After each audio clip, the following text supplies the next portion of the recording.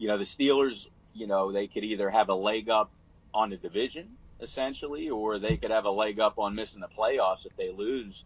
I think the Steelers are going to pull this one out. I definitely think it's going to be a high-scoring game, maybe a 38-35 game, 38-34, something like that. But I like the Steelers. I think they're going to turn it on here. Yeah, I mean one thing about the Steelers team is when their back is against the wall and when they do face adversity, they come through. So it happened last year, and maybe it's happening this year. I don't know, but people are already counting them out. I don't know. I think they're gonna rattle off some wins. So yeah, I'm going with the Steelers.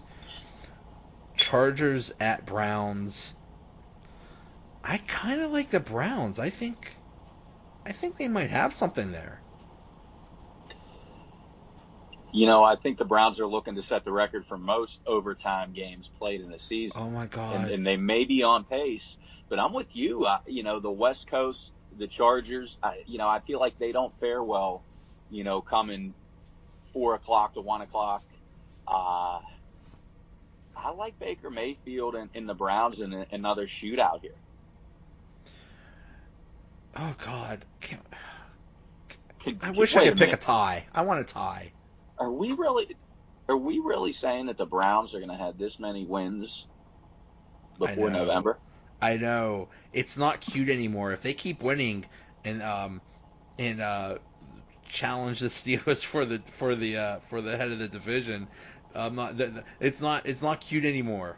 It's not like, oh, you gotta win, how cute. It's like, no, hey, stop it.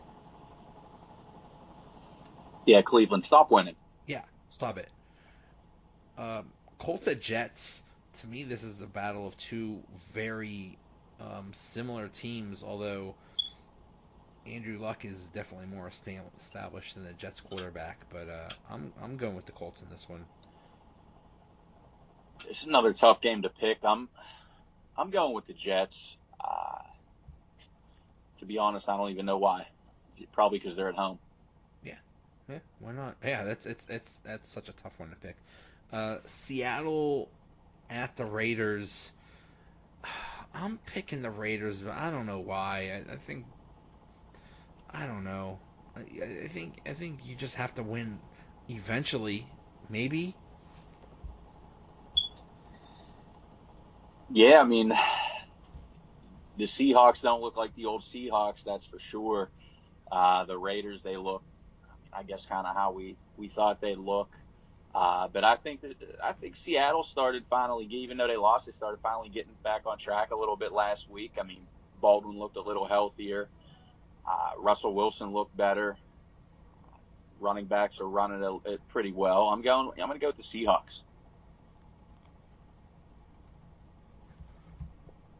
Oh, I lost my thing.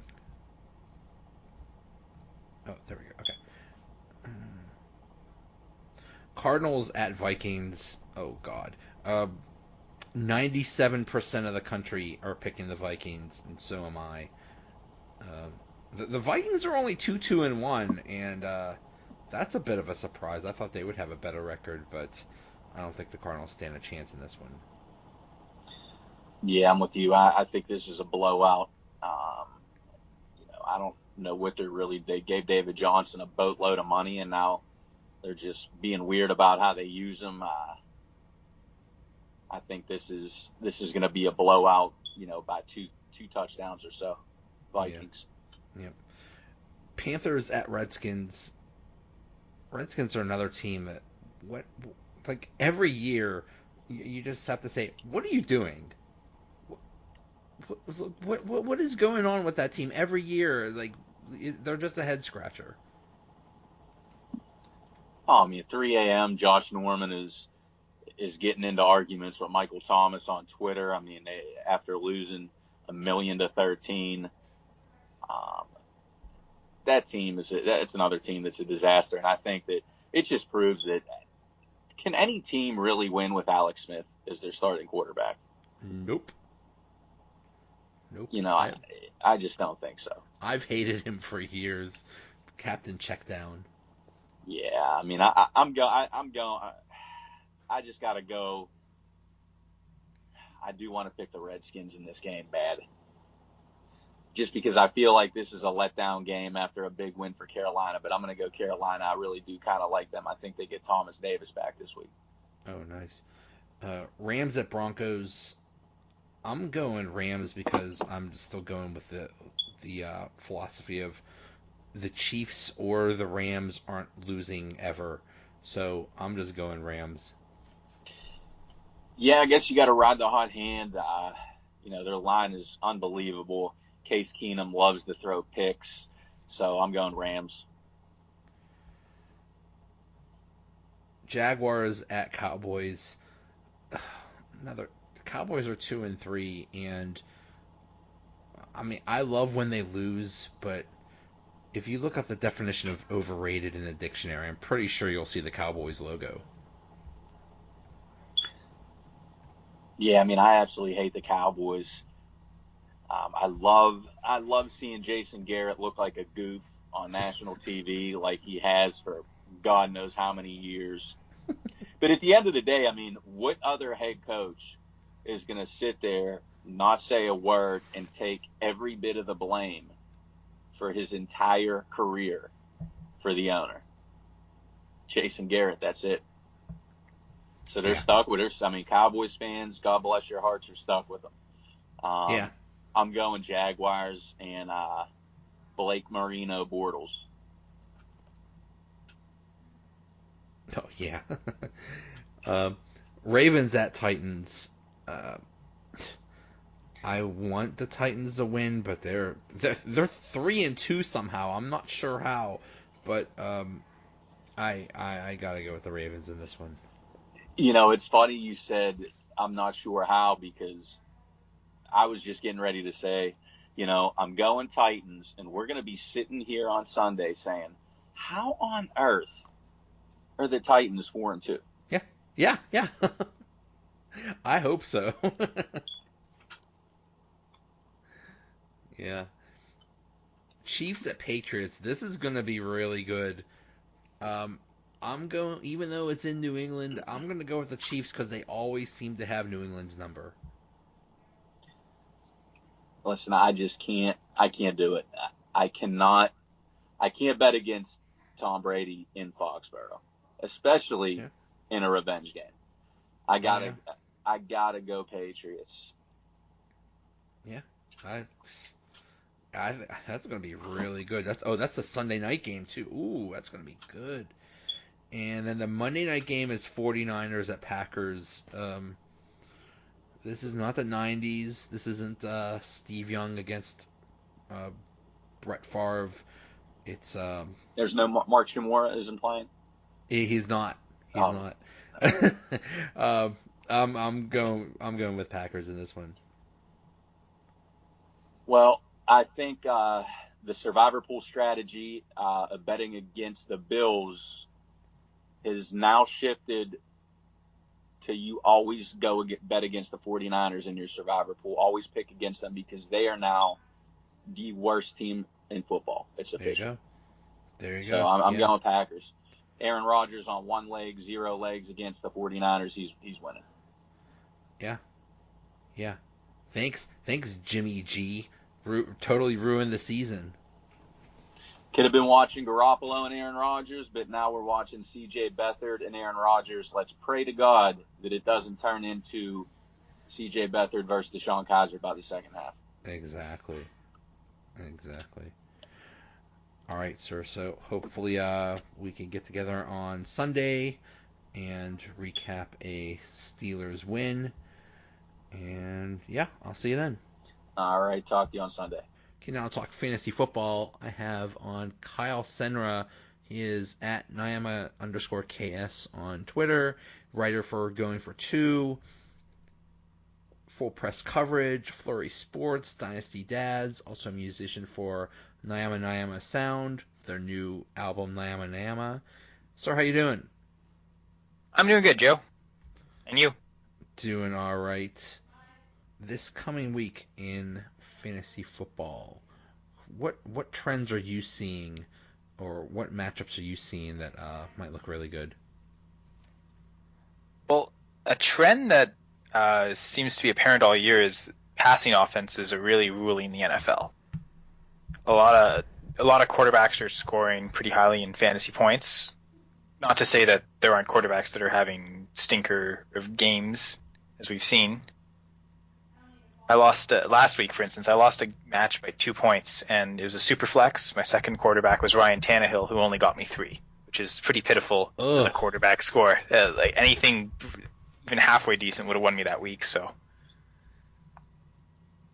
That's so weird. Yeah, It's this entire year has been so pass heavy and so many quarterbacks breaking records. It's and running backs as well in terms of pass catching numbers. At one point, there was, I think, 6 different running backs that were on pace to break Matt Forte's record for receptions in a season by a running back. And I think a few of them probably still are on that pace. I could see someone like James White possibly breaking that, or Kamara is the obvious one. But yeah, running backs who catch passes are certainly showing their value this year. Yeah, there's a few running backs out there that don't catch passes. I think Ezekiel Elliott is not that good of one. Maybe Fournette, but yeah, that seems to be the new breed of running back is be a good runner and be a good pass catcher. Yeah, I mean, being a Steelers fan, you know that Bell, part of what makes him arguably the best running back in the league is his ability to fit both roles. Yeah.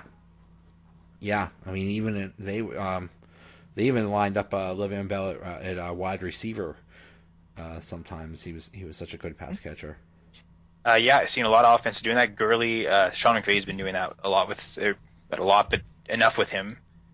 And it's funny how you mentioned Zeke, because in college it seemed like he caught passes, like he was certainly capable. I don't know why the Cowboys are trying to play like it's 1995. I guess that's the last time they won the Super Bowl. Maybe they think, okay, we gotta play like Emmitt Smith played. Yeah, their whole team is a mystery, and I keep hearing, I don't know if they insist on it or whatever, but they said we're just like the Rams. Like, no, you're nothing like the Rams, actually. As a Packers fan, seeing Garrett and Linehan run that offense makes me feel a lot better about McCarthy, even though I don't always feel great about Mike McCarthy. It's funny how teams, fans of a team, just will have a lightning rod of a person, like people outside of Green Bay think that Mike McCarthy is just fine as a coach, but I know people in Green Bay just are get so angry with him. I'm kind of in the middle. I understand he's won a Super Bowl. We know that he understands how to run a team properly.